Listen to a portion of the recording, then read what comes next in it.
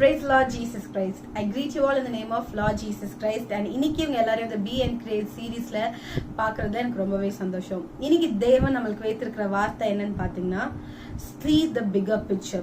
Look at the bigger picture அப்படின்றதான் தேவன் இன்னைக்கு நமக்கு சொல்றது. Let us all read a verse from Philippians 1:15 to 18. Some indeed preach Christ even from envy and strife, and some also from goodwill. The former preach Christ from selfish ambition, not sincerely, supposing to add affliction to my chains, but the latter out of love, knowing that I am appointed for the defense of the gospel. What then? Only that in every way, whether in pretense or in truth, Christ is preached, and in this I rejoice, yes, and will rejoice. தமிழ்ல வாசிக்கலாம். பிலிப்பியர் 1:15-18 வரைக்கும். சிலர் பொறாமையினாலும் விரோதத்தினாலும், சிலர் நல்மனத்தினாலும் கிறிஸ்துவை பிரசங்கிக்கிறார்கள். சிலர் என் கட்டுகளோடு உபத்திரவத்தை கூட்ட நினைத்து சுத்தமனதோடே கிறிஸ்துவை அறிவியாமல் விரோதத்தினாலே அறிவிக்கிறார்கள்.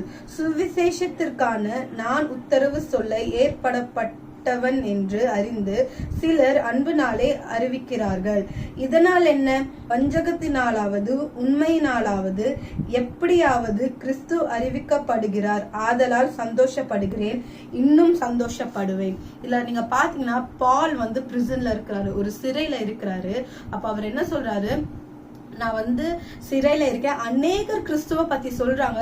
சிலர் குட் இன்டென்ஷன்ஸ்னால, நல்மனதோடு, சிலர் இந்த ஆல்ரெடி நான் பிரிசன்ல இருக்கேன், இதுல இன்னும் உபத்திரவம் ஆட் பண்ணணும்னு சிலர் விரோதத்தினால கிறிஸ்துவ ப்ரீச் பண்றாங்க. ஆனா ஆண்டவரை குறித்து சுவிசேஷம் எப்படின்னாலும் பிரசங்கிக்கப்படுதுன்றதுல பால் சந்தோஷப்படுறாரு. இங்க யோசிச்சு பாருங்களேன், சில டைம் நம்மளுக்கு எப்படி இருக்கும், ஒரு பேட் இன்டென்ஷனோட ஒரு விஷயம் நம்மள அப்ரோச் ஆகுறப்போ நம்மளுக்கு அது ரொம்பவே ஹர்ட் ஆகும். இங்க பால் சுவிசேஷத்துக்காகவே வாழ்ந்தவர், கிறிஸ்துக்காகவே பாடுபட்டவர், உபத்திரவப்பட்டவர். அந்த இடத்துல சில பேரு நன்மையான ஒரு இருதயத்தினால, அன்புனால பிரசங்கிக்கிறத பார்த்து அவ்வளவு சந்தோஷப்படுற பாலு, சில பேர் விரோதத்தினால பிரசங்கிக்கும் போது அந்த இடத்துல பால் நினைச்சா துவண்டு போயிருக்கலாம். கிறிஸ்துவே ஏன் இப்படி நடக்குதுன்னு கேட்டிருக்கலாம். ஆனா அந்த இடத்துல பால் என்ன சொல்றாரு? என்னங்க இப்படி சொன்னாயினா அப்படி சொன்னாயின, கிறிஸ்து ப்ரீச் பண்ணப்படுறாரு, கிறிஸ்து பிரசங்கிக்கப்படுறாரு, சுவிசேஷம் இன்னும் ஸ்ப்ரெட் ஆகிட்டு தான் இருக்கு. சோ நான் இதுல சந்தோஷப்படுறேன், இன்னும் சந்தோஷப்படுவேன். I will rejoice in this சொல்றாரு.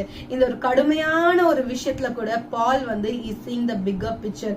பால் நினைச்சிருந்தா சோகமா இருக்கலாம், அவங்களுக்கு திட்டி இருக்கலாம், அதெல்லாம் பண்ணல.